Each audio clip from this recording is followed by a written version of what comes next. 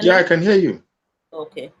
Hello, everyone. Good morning, good afternoon, good evening, wherever you are in the world today.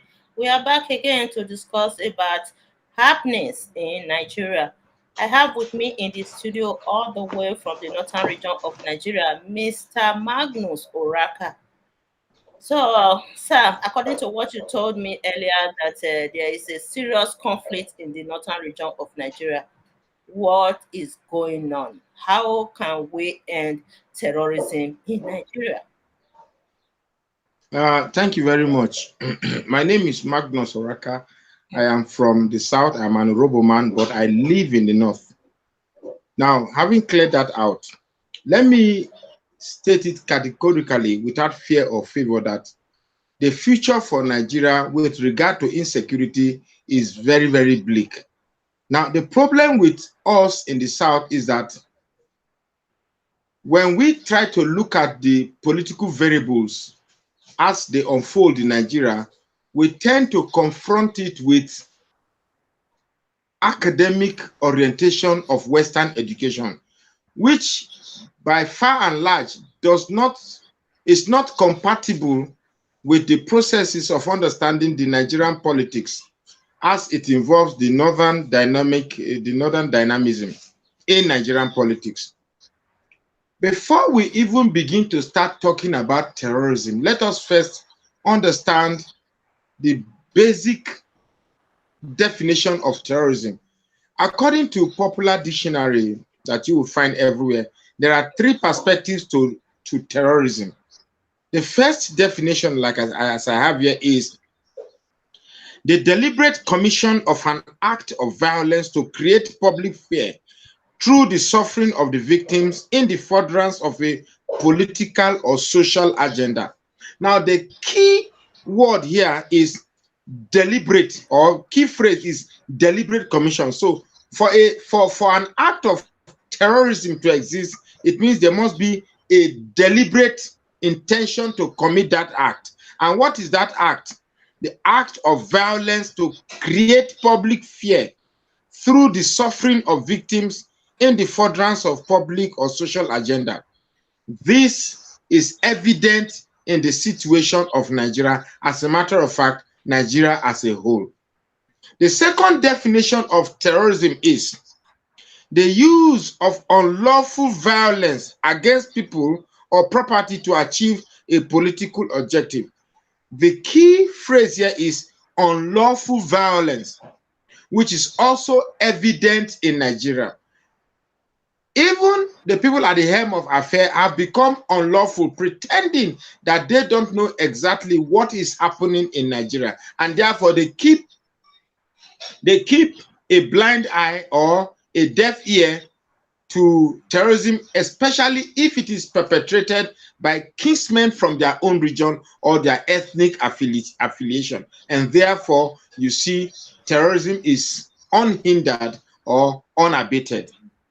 The third definition of terrorism, as I have here, is a form of psychological manipulation, a form of psychological manipulation through warfare to the purpose of political or religious gains by means of deliberately creating a climate of fear amongst the inhabitants of a specific geopolitical region. This definition also applies to what is happening in Nigeria. But the key word there is psychological manipulation. Now, all the key perspectives to this definition involves deliberate commission. That means that there are a group of people who have deliberately resolved that there must be an act of terrorism. And these people are, are bent on using unlawful violence against the people or property to achieve a political objective. Whereas this same group of people also applies to the third definition, which is psychological manipulation, particularly when the tenets of the Constitution of the Federal Republic of Nigeria are thrown to the dustbin. Therefore, the people perpetrating this act of violence have no intention whatsoever to abide by the Constitution of Nigeria, and therefore they have a leeway to commit every form of imaginable havoc or violence two victims that are unsuspecting. Having defined the act of terrorism so that we know precisely when each time we refer to terrorism, we know exactly what we are talking about. Then let us establish, do we have an act of terrorism in Nigeria? The answer is an unequivocal yes. There is an act of terrorism. Very recently, in case you are not aware, a retired Air Commodore, in the person of Air Commodore Olawumi, who by his own claim had 35 years experience as a deputy director of intelligence, which means he said that there are times in a whole year he had only two opportunities to have consult with his family. So in his account, as a deputy director of intelligence in Nigeria, in his account, from his own submission, from his own account, he says that there are a group of hardline Islamic fundamentalists who are at the helm of governance, who are at the helm of the governance of Nigeria, and are also bent on instituting an Islamic agenda on Nigeria. Or in other words, they are bent on Islamizing Nigeria. I am not the one who said it. It is somebody that the Federal Republic of Nigeria has appointed to become the Deputy Director of Intelligence who said it. So who am I to go against him? Listening to that guy, Air Commodore Olawumi, he is quite intelligent. He is behave yourself. He is quite intelligent. He has cut his teeth in terms of intellectual endowment to himself. So I believe everything he said. He said that some key members at the top echelon of Nigeria's administrative affairs, he once interrogated them, and now they are the ones that drive the policies of Nigeria. So having laid those foundations, let us go further. In the north, what happened lately? What exactly happened lately in the northern region of Nigeria? That is exactly where I'm going. I just laid those. You're in a hurry. You're in a hurry to get this. I was laying those foundations because viewers are waiting. They are waiting to hear what exactly. I was laying those foundations because inside the show, when I begin to mention terrorism, north, and the Islamic agenda, people should not begin to refer me back. Why do I think there's an Islamic agenda and all of that? You get me? So I'm laying those foundations, and these are things that happened in the last 2, 3, 4 weeks. Now in the north, the latest event is the occurrence in Jos Plateau State. In the Jos Plateau State, a group of young men in Plateau State accosted a busload of Muslims traveling and were murdered. Now, a lot of versions suddenly circulated the internet, but this is exactly what happened. Some young men stopped a vehicle. They didn't go actually with an intention to invoke violence. It was a mere interrogation. It was a mere investigation as to what their mission was. And when they stopped them, there were 4 vehicles with the ambulance behind. That immediately raised their suspicion. Because if you are accompanying a corpse to a cemetery, usually the ambulance should be in front, whereas other vehicles follow the ambulance. But this ambulance was behind. So when they stopped the vehicle, they asked them, "Where are you going to?" They said they are going to Bauchi. Now, the road on which they stopped them is a complete diversion. In fact, it is the opposite. It's like you are going away from Bauchi. So that also immediately raised their suspicion. So in the course of interrogating these vehicles, the ambulance which was behind immediately scuttered and made a James Bond movie type of reverse and absconded. So that again further heightened the suspicion of the young men who were interrogating the boss. So one thing led to the other, and before you know it, killings, which according to news, it was reported that 23 people were killed. Now, get it in mind, I am not in support of any deaths, whether it is a Muslim life or a Christian life. I am not in support of any life being lost. But I am against the hypocrisy of government trying to paint a different narrative. Before this event, terrorists have been ravaging villages, burning hundreds of houses, and killing scores of human lives. Government didn't deem it fit to react. And when Muslims' lives, 23 lives, as against hundreds of Christian lives that were killed in Basa local government, in Riweland, in Miango villages, government now deemed it to fit, to the point that the government of Plateau State gave each family victims a million naira as compensation. But before now, lives have been lost. I can tell you for certainty that there are communities in this state that have been taken over by Fulanis and their flags hoisted on those communities. And these things will not be reported on any station, but it is there, it is live, and it is true. So, at least this is the latest event in the north. Now, the subject of this video is, how do we stop terrorism? For us to stop terrorism, we must establish if indeed there is terrorism. Now, one of the foremost hypocrisy of government in trying to, you're casting shadows on this thing now.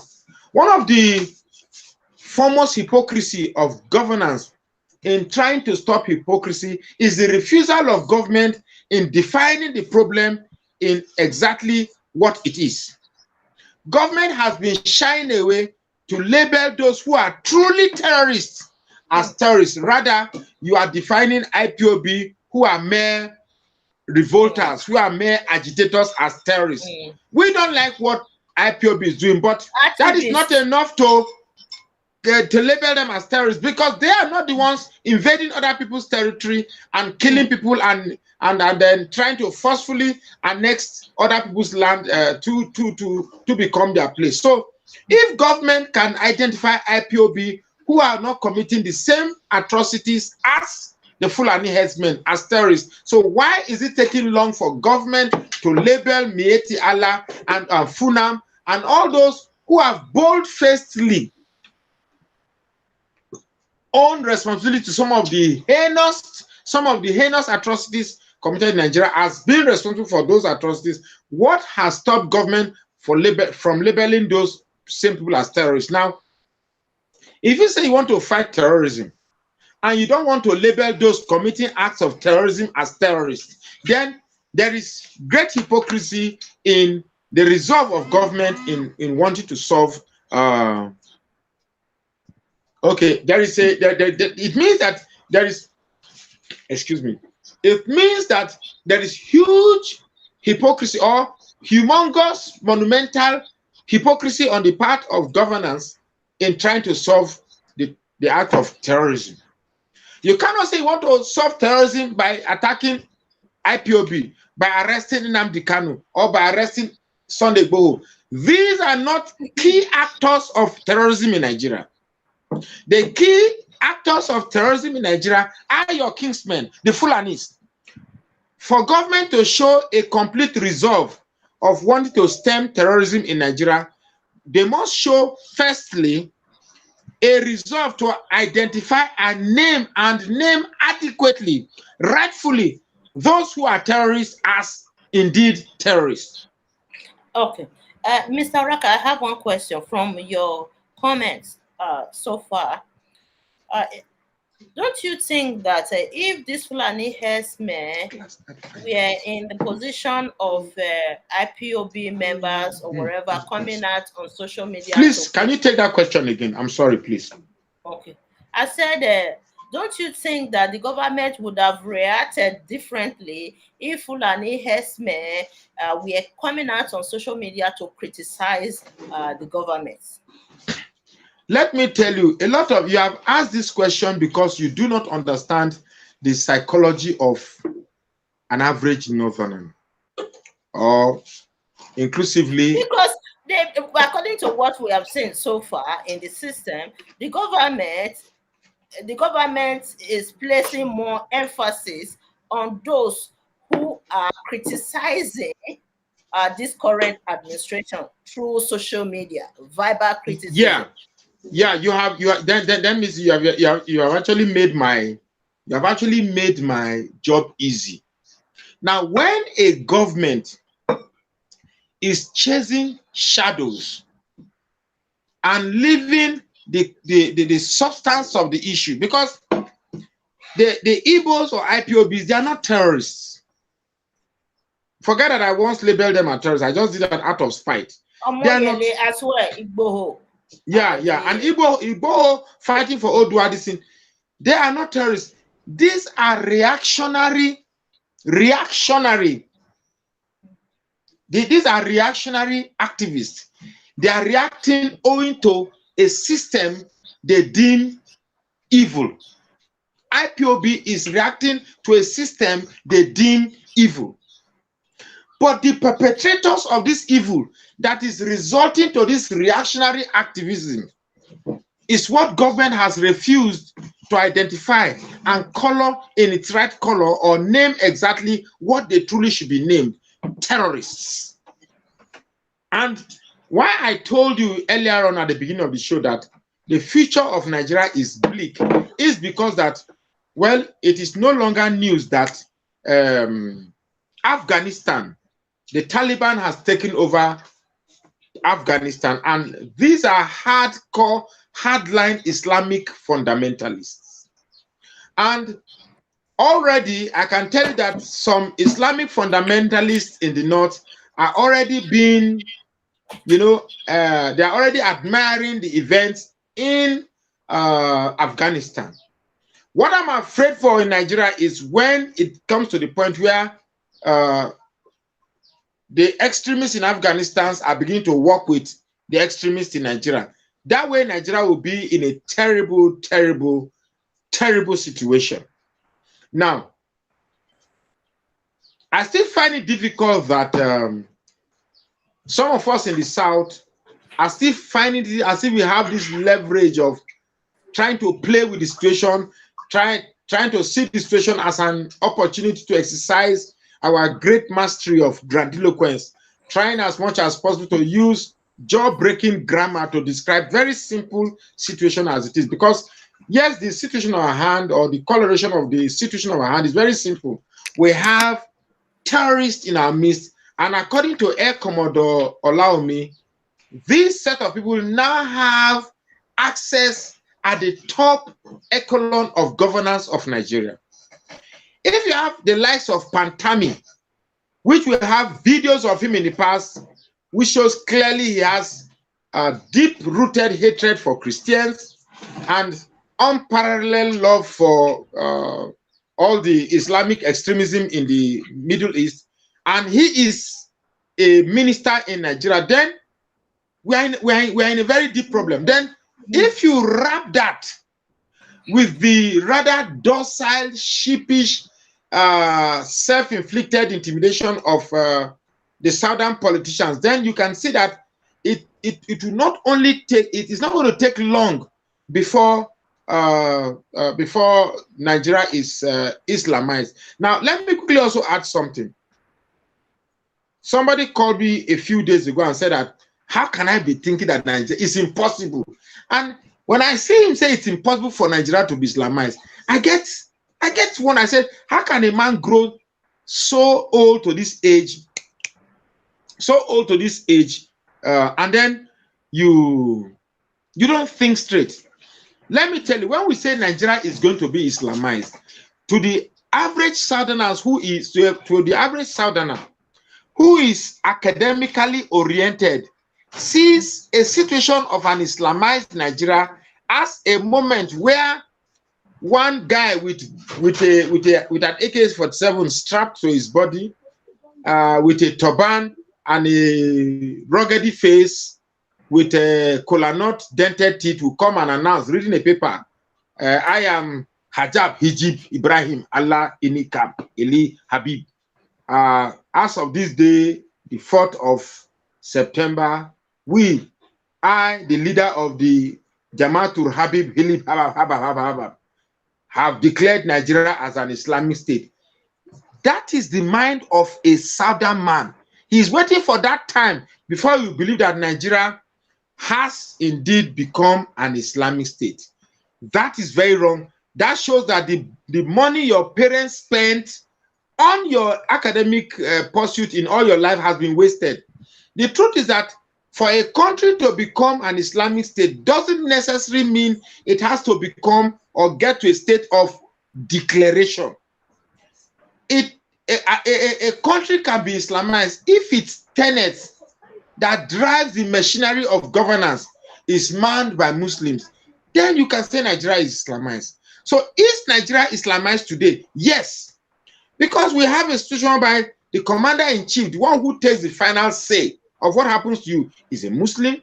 The man in charge of oil, the man in charge of NNPC, the mainstay that contributes over 90% of the wealth of Nigeria, is a Muslim. The man in charge of Navy is a Muslim. The man in charge of Air Force is a Muslim. The man in charge of Army is a Muslim. The man in charge of Nigerian Airports Authority is a Muslim.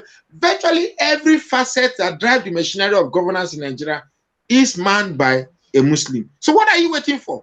You're only fooling yourself that Nigeria is no longer an Islamic state. And then you're operating a constitution that doesn't have any page that recognizes Christianity, that you don't have any page that doesn't recognize Christianity.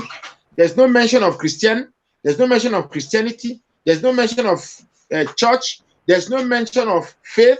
There's no mention of anything that remotely have Christian connotation. Has been deliberately excluded from the constitution. So what are you waiting for? Are you sure? Is it the constitution that they are portraying?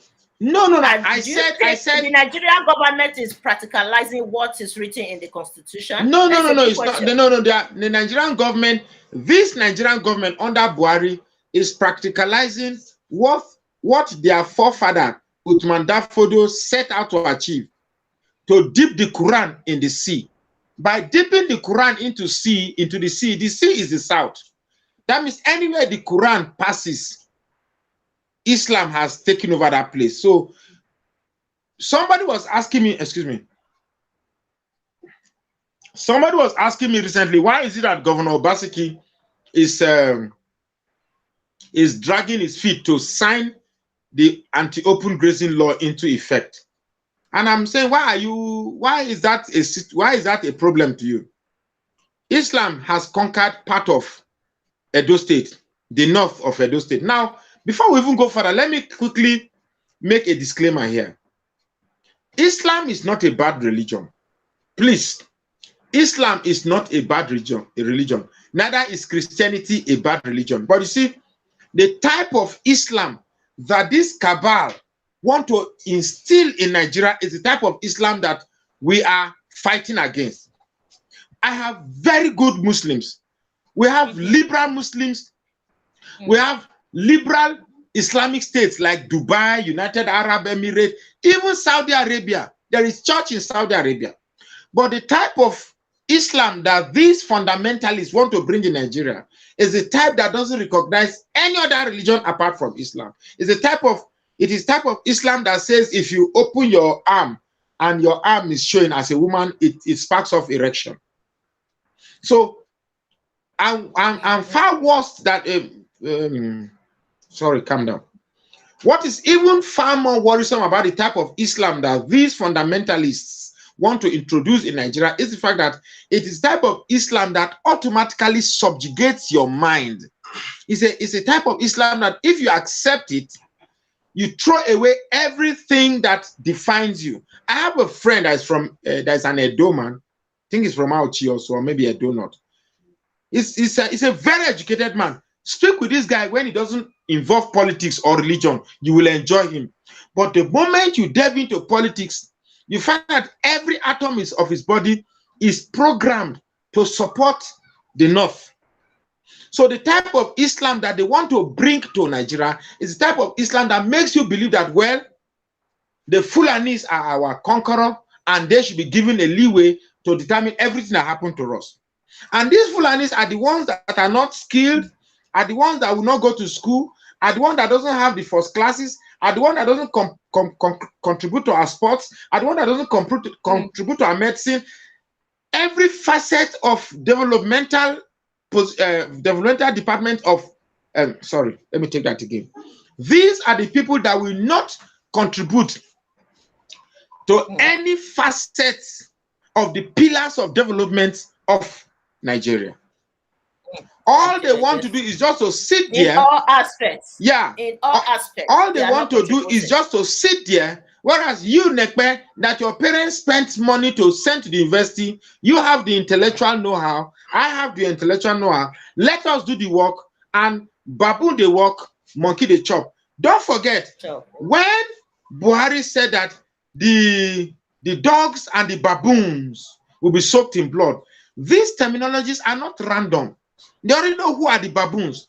We are the ones working, so we are the baboons. They are the dog. And do you know the use of a dog? A dog is used as a watchman, and a dog is used as a watchdog. A dog is used as a steering, like sheep. The dog is the one that goes around to, to command the sheep to be in order. So when somebody is describing himself as the dog and we as the baboon, so it is deliberate. This is how the Fulani sees you. They see you as controllables, if there's a word like that. They see you as people that should be controlled and you should respond to them. Look at the Hausas today. The Hausas today have completely lost their identity and their history. They are now consciously subservient to the whims and caprices of the Fulani conqueror which have conquered them. They will fight. Mr. Raka, go ahead. People are mistaking Hausa and the Fulani together to be the same group of people. You understand? Absolutely no. To believe that Fulanis are different from the Hausa.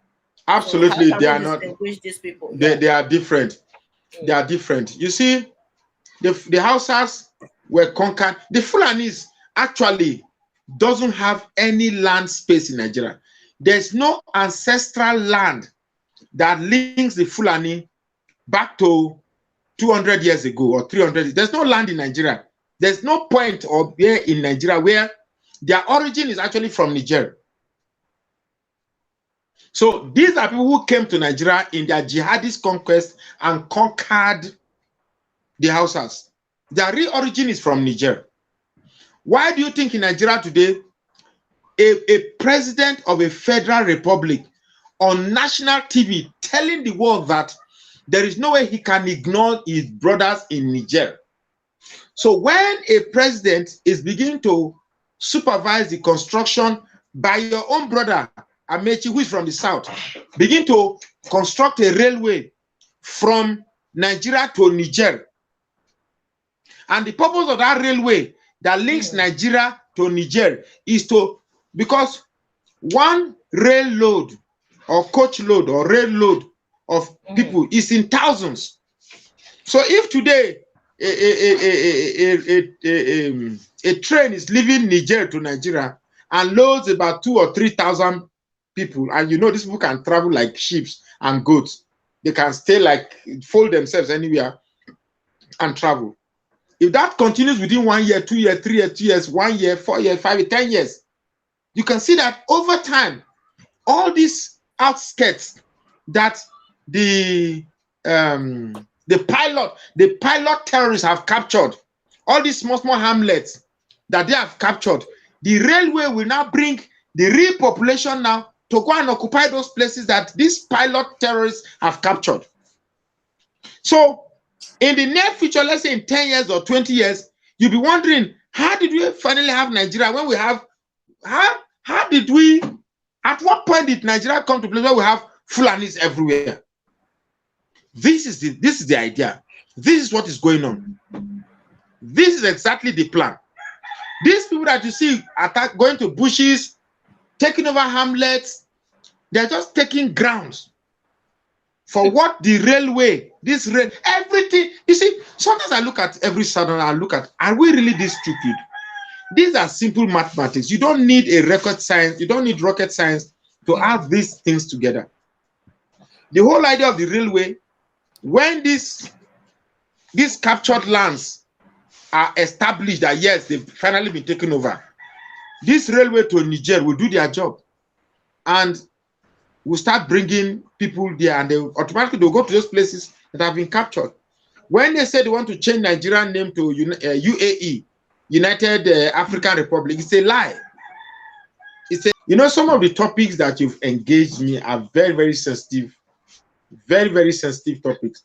And each time I stand here to engage these topics, I have been forthcoming. I have not missed what I say it black and white. But I just want your audience to know the weight of the responsibility. I don't want to say risk, because these people, they feed.